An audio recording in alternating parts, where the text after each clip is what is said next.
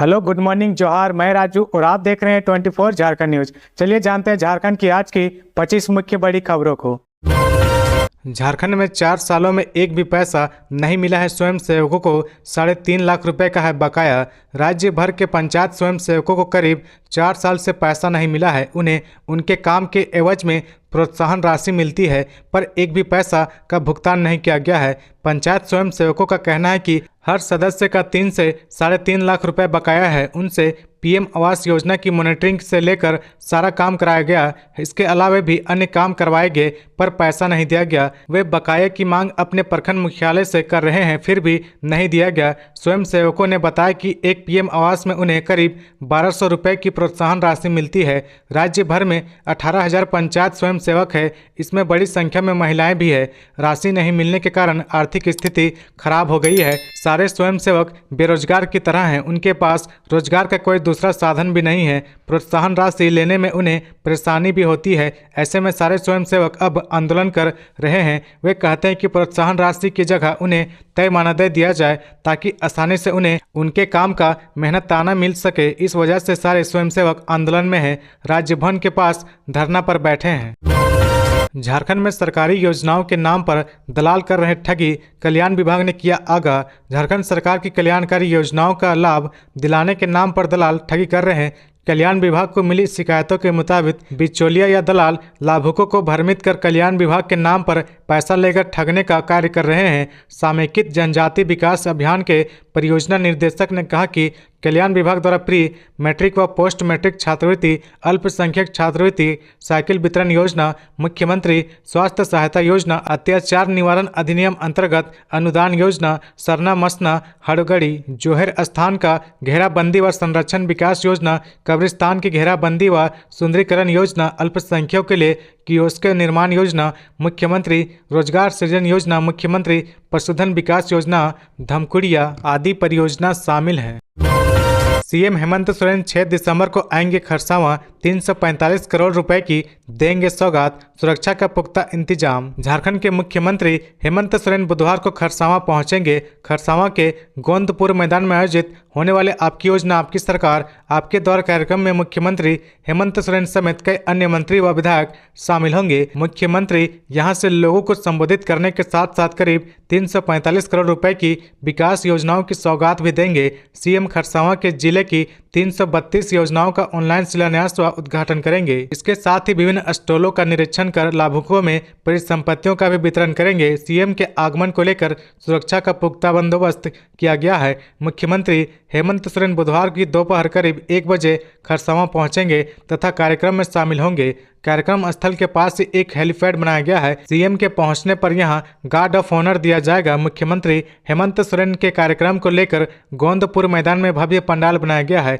मुख्य स्टेज के पास ही सभी विभागों के लिए स्टॉल बनाए गए हैं। इन स्टॉलों में अलग अलग योजनाओं के लिए लोगों से आवेदन लिए जाएंगे। खरसावां में दिन भर भारी वाहनों के प्रवेश को लेकर नो एंट्री है।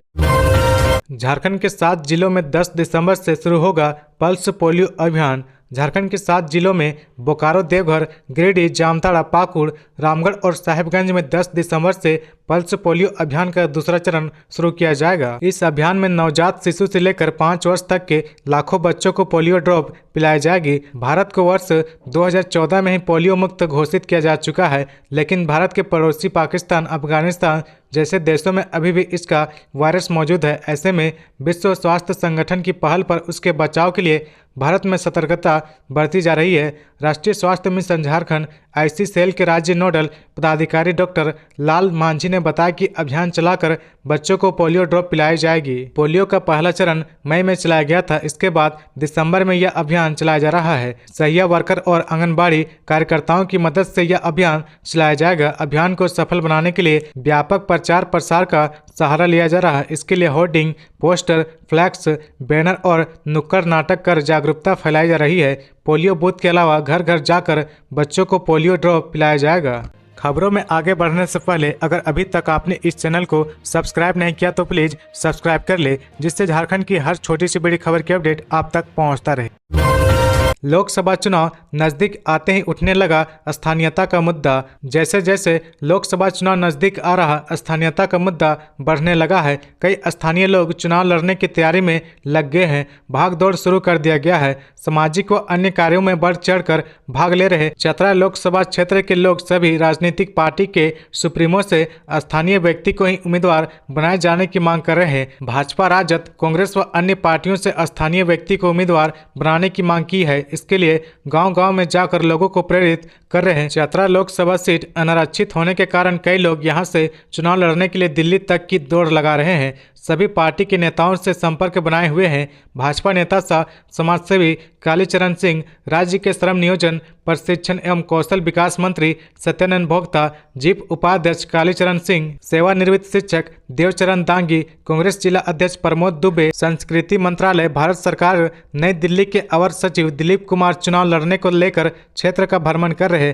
कालीचरण सिंह भाजपा में राष्ट्रीय स्तर का दायित्व निभा चुके हैं। समाज सेवी के रूप में उनकी पहचान है। कोरोना काल के दौरान 82 दिनों में करीब 32,000 लोगों को भोजन कराया था। इसके अलावा लोगों की सहायता के लिए उपायुक्त को 1 लाख व दूसरी बार 2,01,000 रुपए का चेक दिया था।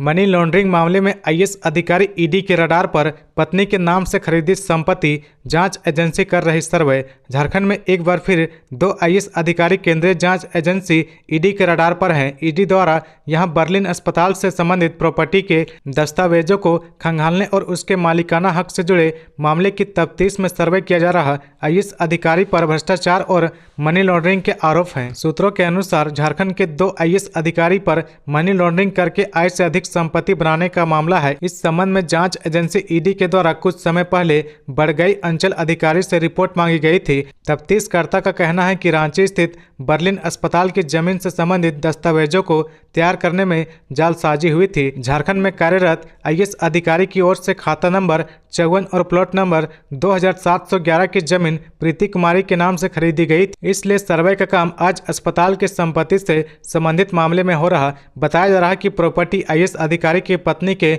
नाम से खरीदी गई है। वहां करीब 3 करोड़ की प्रॉपर्टी को खरीदा गया। अब झारखंड में जांच एजेंसी ईडी और रेवेन्यू इंटेलिजेंस विभाग के अधिकारियों द्वारा उन आरोपियों के खिलाफ शिकंजा कसा जा सकता है।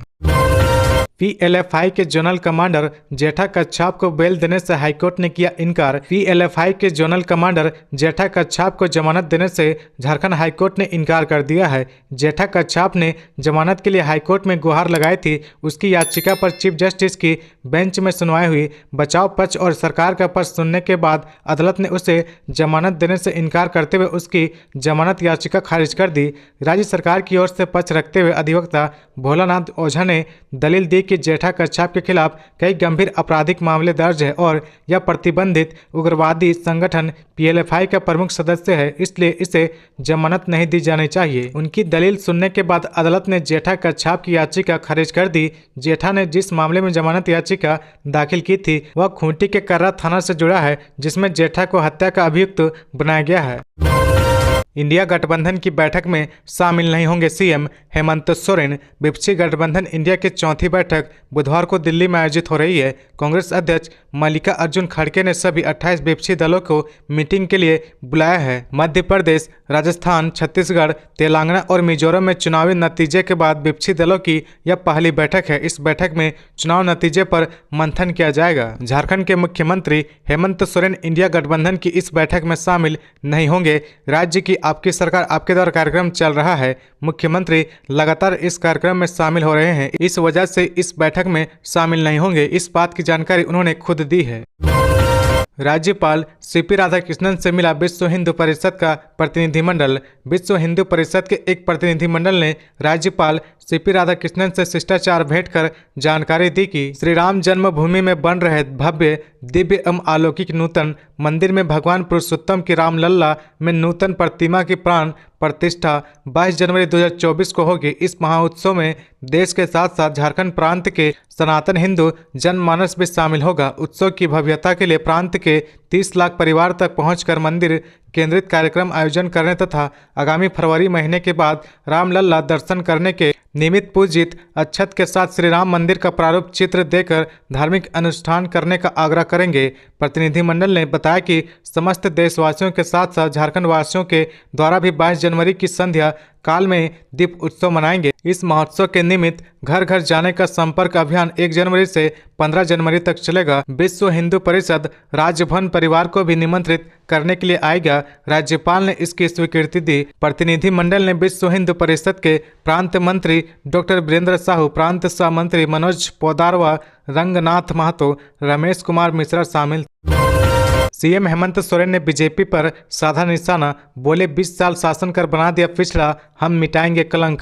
सीएम हेमंत सोरेन ने बीजेपी पर निशाना साधते हुए कहा कि झारखंड में शासन करने वाली पूर्ववर्ती सरकारों ने यहां के विकास के लिए कुछ नहीं किया। विश्व की सबसे बड़ी पार्टी कहलाने वाली यहां 20 साल तक शासन कर सिर्फ झारखंड का खून चूसा है, राज्य को ताकतवर बनाने का प्रयास नहीं किया। यही कारण है कि झारखंड देश का सबसे पिछड़ा राज्य बन गया है। यह वीरों की धरती है। हमारी सरकार ने राज्य के विकास को लेकर गाढ़ी लकीर खींची है और हम झारखंड के माथे पर लगे पिछड़ा राज्य के कलंक को भी मिटाएंगे। वे मंगलवार को कोडरमा के बागी टाड़ स्टेडियम में आपकी योजना आपकी सरकार आपके द्वार के तीसरे चरण में आयोजित कार्यक्रम को संबोधित कर रहे थे। सीएम हेमंत सोरेन ने अपने संबोधन के दौरान बिना किसी का नाम लिए पूरी तरह से हमलावर दिखे। उन्होंने कहा कि बड़ी पार्टी ने 20 साल तक बेवकूफ बनाया, मुश्किल से हमारी सरकार बनी है। खनिज संपदा से राज्य भरा हुआ है, पर हमारे लोग दूसरे जगह पलायन करने के लिए मजबूर हैं। 2025 में झारखंड युवा राज्य होगा। हमारी नज़र है कि झारखंड के पिछड़ापन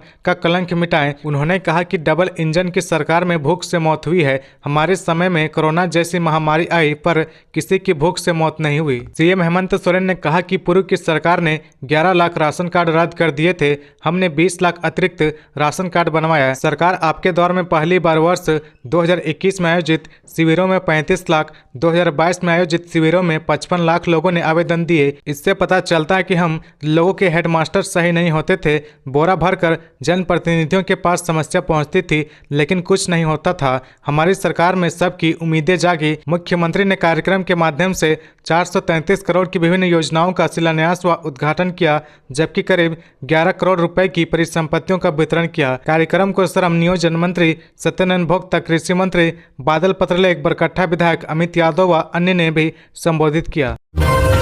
भाजपा के प्रदेश प्रवक्ता प्रदीप सिन्हा ने कहा, झारखंड सरकार में अपराधी बेखौफ, जेल में बंद कैदी भी सुरक्षित नहीं। भाजपा के प्रदेश प्रवक्ता प्रदीप सिन्हा ने मंगलवार को राज्य के जेलों में बंद इंतजामी के लिए झामुमो की अगुवाई वाली गठबंधन सरकार पर सवाल करते हुए कहा कि पूरे राज्य में असुरक्षा का माहौल है तथा सरकार का ढीला रवैया अपराधियों पर लगाम लगाने में असफल रहा है। उन्होंने कहा कि रांची और धनबाद जेल की घटना यह बताने के लिए काफ़ी है कि जेल के अधिकारियों की मिली भगत से रसूखदार बंदियों को गैर वाजिब सुविधा भी मुहैया कराई जाती है तथा घातक हथियार भी जेल परिसर के भीतर पहुंचा दिए जाते हैं। प्रदीप सिन्हा ने कहा कि जेल के भीतर बंद अपराधी बेखौफ होकर मोबाइल फोन का उपयोग कर व्यापारियों एवं आमजनों को धमकाकर पैसे वसूलते हैं। इस बात की पुख्ता जानकारी होने के बाद भी राज्य के जिलों में जैमर लगाने में सरकार की उदासीनता का खामियाजा आमजनों एवं व्यापारियों को भुगतना पड़ रहा। रोज रोज की धमकी, पैसा उगाही से परेशान होकर धनबाद के लोगों ने सड़क पर उतरकर प्रशासन एवं सरकार के खिलाफ अपना रोष प्रकट किया, परंतु सरकार अपराधियों के सामने लाचार एवं बेबस दिखाई दे रही है। भाजपा प्रदेश प्रवक्ता ने कहा कि पूरा राज्य अपराध पर अंकुश लगाने में सरकार की नाकामी का भुक्तभोगी है। उग्रवादी आए दिन ठेकेदारों को लेवी देने के लिए मजबूर कर रहे हैं। National crime record bureau NCRB के आंकड़े यह बताने के लिए काफ़ी है कि राज्य की महिलाएं असुरक्षित है। महिला उत्पीड़न, दहेज प्रताड़ना, दहेज हत्या जैसी वारदातें बढ़ती जा रही है। ट्रेनों में लगेगा कवच, ट्रैक के आसपास होगा गजराज सिस्टम। रेलवे झारखंड, बंगाल और उड़ीसा की ओर आने वाली ट्रेनों का AI यानी आर्टिफिशियल इंटेलिजेंस सिस्टम से जोड़ने जा रही है। यह फैसला ट्रेनों से होने वाली दुर्घटनाओं पर अंकुश लगाने के लिए किया गया है। चूँकि इन इलाकों में आए दिन ट्रेन से हाथियों के कटने की खबर आती रहती है, लगातार ट्रेनों से होने वाली दुर्घटनाओं को रोकने के लिए एक कवच सिस्टम लगाने की योजना बनाई गई है। रेलवे ने बताया कि यह कवच ट्रेनों के बीच टक्कर को रोकेगी। मार्च 2025 तक कवच सिस्टम लगाने की योजना है। वहीं AI आधारित सेंटर सिस्टम गजराज भी लगाया जा रहा है। गजराज सिस्टम 700 किलोमीटर के रेलवे लाइन में लगा दिया जाएगा। 7 से 8 माह के भीतर इसका काम पूरा कर लिया जाएगा, जिससे ट्रेनों से हाथियों के कटने की घटनाओं को रोका जा सके। तो ये थी आज की झारखंड की टॉप बड़ी खबरें। इसी तरह झारखंड की हर छोटी सी बड़ी खबर देखने के लिए आप हमारे चैनल 24 झारखंड न्यूज को सब्सक्राइब करके बेल आइकन प्रेस कर ले, जिससे झारखंड की हर छोटी सी बड़ी खबर की अपडेट आप तक पहुंचता रहे। तो आज के लिए बस इतना ही, हमें दीजिए इजाजत, फिर मिलते हैं नेक्स्ट न्यूज में।